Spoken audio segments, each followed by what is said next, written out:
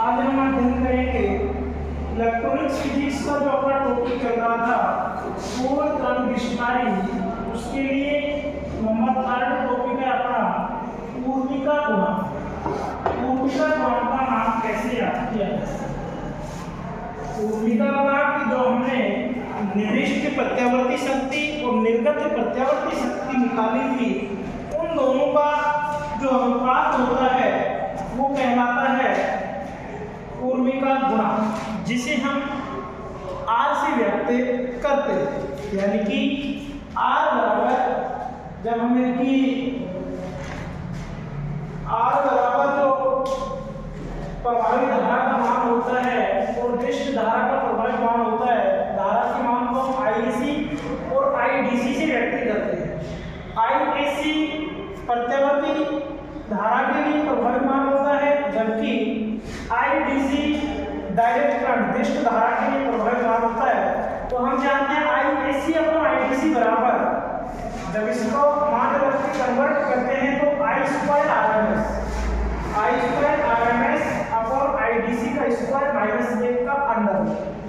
IRMS का value अपने को पता है, IRMS जब हमने रूट के स्क्वायर वैल्यू निकाली थी तो अपने पास प्राप्त हुआ था IN अपॉन अंडर रूट 2। ये अपने IRMS का मान था, ये रख देंगे हम। IDC जब हमने निकाली थी, निर्गत दृष्टि धारा जो निकाली थी वो था अपना 2IN अपॉन पाई। ये दोनों वैल्यू इस फॉर्मूले में जब हम रखते हैं तो अपना मान प्राप्त होता है IN का स्क्वायर बटा 2 मल्टीप्लाई पाई स्क्वायर बटा 4 IN square minus 1। IN square से IN स्क्वायर कैंसिल आउट हो जाएगा और अपना मान बचेगा पाई स्क्वायर बटे 8 माइनस 1 का अंडर। जब इस वैल्यू को हम सोल्व करते हैं, पाई का मान हम जानते हैं 3.14 होता है, इसका जब स्क्वायर करते हैं तो 9.85 बटे 8 माइनस 1 का अंडर। जब इस अंडर रूट को सोल्व करते हैं तो अपनी वैल्यू प्राप्त होती है 0.48। और ऊर्मिका गुणांक जब हम प्रति सप्ताह में निकालते हैं, इसमें प्रति सप्ताह में ऊर्मिका गुणांक का जब मान निकाला जाता है तो होता है 48.2%। ये होता है ऊर्मिका गुणांक जो प्रति सप्ताह में अपने को प्राप्त होता है। इसके बाद जब हम अध्ययन करेंगे वो होता है दक्षता, पूर्ण तरंग दृष्टिकारी की दक्षता। तो है वो क्या है? पूर्ण तरंग दृष्टिकारी की दक्षता। पूर्ण तरंग दृष्टिकारी की दक्षता। विद्यार्थियों, पूर्ण तरंग दृष्टिकारी की दक्षता को हम किस रूप में परिभाषित कर सकते हैं?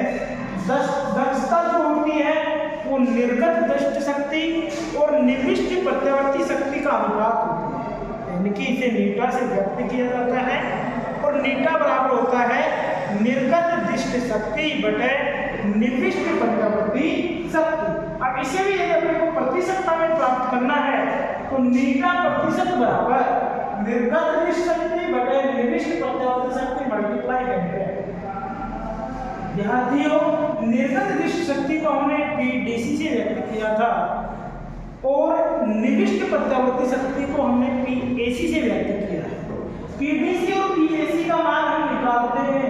PDC जो डायरेक्ट करंट होती है वो होती है IDC स्क्वायर और RL यहाँ लोड प्रतिरोध है। IDC का मान हमने निकाला है, IDC होता है 2IN अपॉन पाई। IDC क्या होता है? यहाँ से हम IDC की वैल्यू रखेंगे तो IDC होता है 2IN अपॉन पाई। ये वैल्यू क्या पुट करेंगे तो अपना मान प्राप्त होता है 4IN square upon pi square dot R। ये PDC का मान प्राप्त है। इसी प्रकार निर्दिष्ट प्रत्यावर्ती शक्ति का मान प्राप्त करेंगे तो निर्दिष्ट प्रत्यावर्ती शक्ति होती है जो हम धारा का वर्ग माध्यम मूल मान निकाल रहे थे, वो मूल प्रतिरोध R प्लस R। इन दोनों का जो मल्टीप्लाई होगा तो क्या कह सकते हैं? IRMS का स्क्वायर कोष्टक R प्लस R। ये अपनी होती है प्रत्यावर्ती शक्ति। IRMS का मान हम पहले निकाल चुके हैं। IRMS बराबर होता है IN बटा अंडर रूट 2। ये हमने निकाला है। जब औसत वर्ग माध्यम मान निकाला था धारा का तो अपना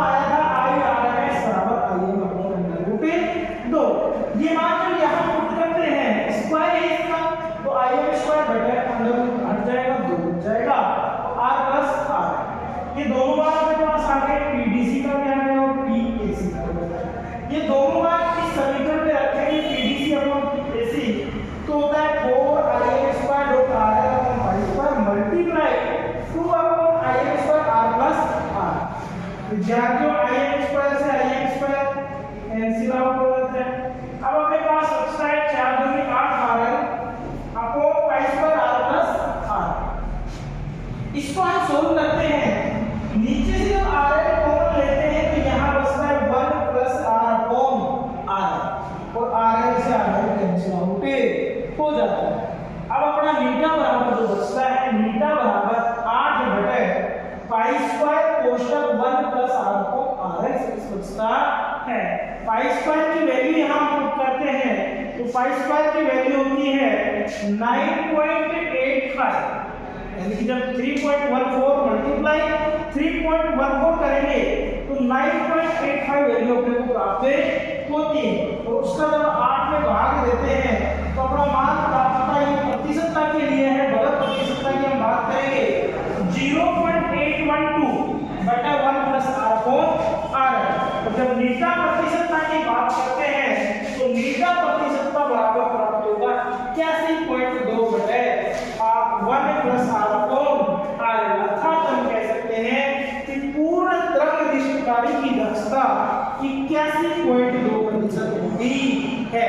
जबकि यही बात जब हमने अर्ध तरंग दिशकारी में किया था तो वहां अपने को अर्ध तरंग दिशकारी की दक्षता 40.6% के रूप में प्राप्त हो रही थी। इस प्रकार से विद्यार्थियों ने दो टॉपिक पूर्ण तरंग दिशकारी और वोल्टता गुणांक का अध्ययन किया है। उसके बाद हम बात करते हैं वोल्टता नियमन की। तो वोल्टता नियमन अपना ईडीसी बराबर 2em upon Pie dot rl upon r plus rl प्राप्त होता है। यहां से जब हम इसका सॉल्यूशन करते हैं तो 2em upon pi 2em upon pi तो इसको हम लिख सकते हैं 1 minus r upon r plus r। जब इसका सॉल्यूशन हम करते हैं तो इसको यहां से मल्टीप्लाई करेंगे, ऐसे कैसे आ गई, यहाँ 2em r upon r plus rl पाई आता है, जिसे हम कह सकते हैं आईडीसी का मान कह सकते हो, r से इस बचे जाता है। तो हम क्या कह सकते हैं 2em upon pi minus IDC r, क्योंकि आईडीसी का मान क्या होगा 2em upon pi r plus r, ये होता है आईडीसी का मान, इसलिए ये मान अपने को प्राप्त होता था। तो हम कह सकते हैं कि वोल्टता नियमन का मान अपने को प्राप्त होता है। धन्यवाद।